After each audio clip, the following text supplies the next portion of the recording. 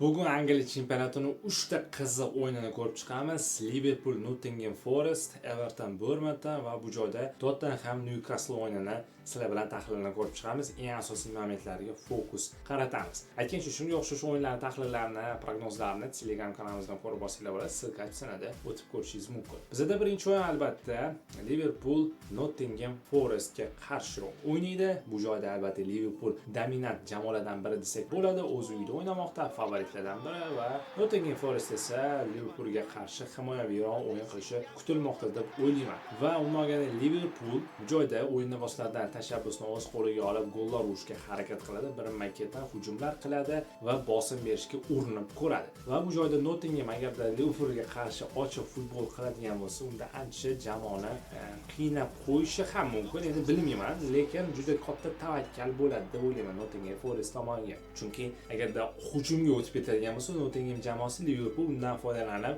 ochiq zonalardan gol urib ketishi ham mumkin o'yinni boshida. Va o'yinni boshida kim gol urishi ham juda muhim. Agarda Liverpool birinchi gol urib oladigan bo'lsa, unda Nottingham o'z o'yinini o'zgartirishga harakat qiladi. Agar Nottingham o'z o'yini uslubi bilan himoyada yotib olib 90 minut 0-0 hisob tushirgan bo'lsa, unda Liverpoolga ancha qiyin bo'ladi va bosim tushishi mumkin.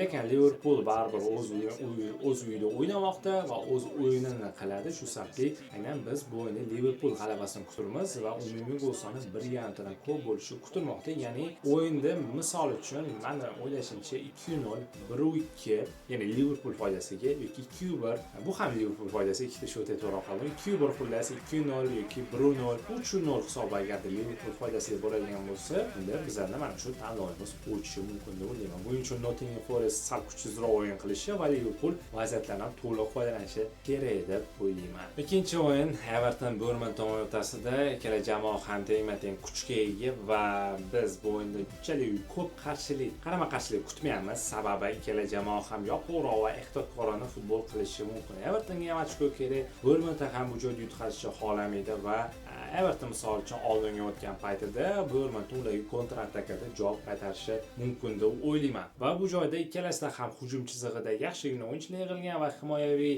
o'yinni tashkil qilish uchun ham yaxshigina himoyachilari yetarli. Aynan mana shu ikkala jamoada va Bournemouth ham o'z uyida emas, balki safarda o'ynayotgan hisobga oladigan bo'lsak, ularga ham qiyin bo'ladi va bu joyda Everton ham yutqazib qo'ymaslik uchun imkoni boricha ehtiyotkorona o'yin qilsa kerak deb o'ylayman. Va shu sababli biz bu o'yinda unchalik qarama-qarshilik kutmayapmiz va gollar kamroq bo'ladi. Gol bo'lsa minimal hisobda o'yin tugashi mumkin. Shu sababli biz bu o'yinda shunaqangi tanlov qilamiz. Umumiy gol soni 1.5 dan kam va minimal hisobda bo'lishi mumkin. 1-0, 1-1, 1-2, 2-2 shunga o'xshagan o'yinlar, hisoblar to'g'rog'i bizga mos keladi. Aynan mana shu tanlovimiz o'tishi uchun.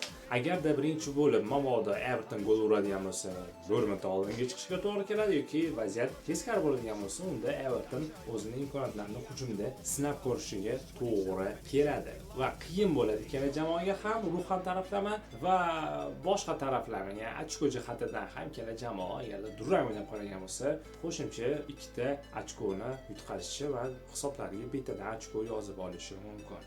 Tottenham Newcastle o'yiniga ham yetib keldik. Oxirgi o'yin va bu joyda ikkala jamoa ham yaxshigina kuchga ega. Tottenham ham ochiq futbol qiladi. Newcastle da ham gol urish uchun ancha yaxshi, ancha kuchaydi jamoa oxirgi sezonlardan keyin. Qisqalo'ni gapirib o'taman ikkala o'yin komanda haqida ham. Tottenham ham o'tgan turda o'zini yaxshi ko'rsatdi. Newcastle da ham ijobiy natijalar bo'ldi, ijobiy statistikalar va aynan bu o'yinda ikkalasi yetib kelishdi.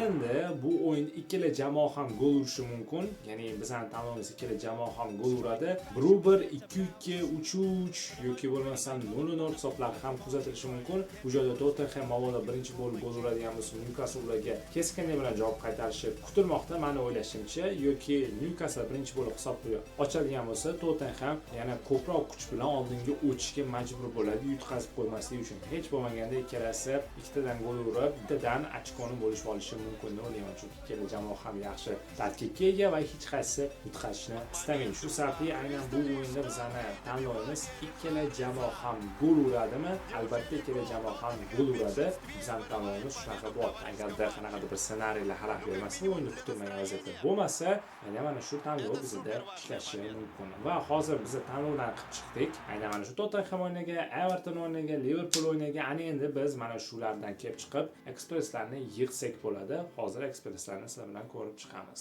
Qisqa lo'nda Liverpool Newcastle emas, balki Liverpool bu joyda o'zining raqibiga qarshi o'yin o'tkazadi va biz bu o'yinda Liverpool g'alabasini kutib turibmiz va Brightondan ko'p gol bo'lishi kutilmoqda. Ikkinchi o'yinda albatta Everton Bournemouthga qarshi o'ynagan bo'lsa, bu o'yinda ikkala jamoada ham imkoniyatli teng, hali Brightondan kam debman tanlovda.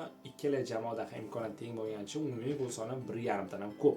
Oxirgi o'yinda esa albatta Tottenham Newcastle o'yinida biz ikkala jamoa gol uradi degan tanlovga keldik, chunki ikkala jamoada ham hujumkorona o'yin bo'lishi mumkin. Ikkala jamoa hech bo'lmagan bittadan ochko olib ketish uchun ham ketma-ket gollar urishga harakat qiladi. Va bu joyda Everton va Bournemouth o'yinini oladigan bo'lsak, nisbatan himoyaviyroq va ehtiyotkorona o'yin bo'ladi va shu sababli minimal hisoblar kuzatilishi mumkin. Bu joyda Liverpool o'z uyida o'ynashini hisobga oladigan bo'lsak, albatta Liverpool g'alabasi kutilmoqda, nisbatan yaxshiroq raqibga qarshi harakat qiladi o'z uyida va gollar urish imkoniyati ancha yaxshiroq raqibga solishtiradigan bo'lsak. Xullas, o'yinlarni qisqa lo'nda tahlil qilib berishga harakat qilamiz sizlarga. O'ylaymanki yoqdi va shunga o'xshash o'yinlarning prognozlarini Telegram kanalimizdan ko'rib olsanglar bo'ladi. Hammasi vijin informatsiyalar o'sha yerda.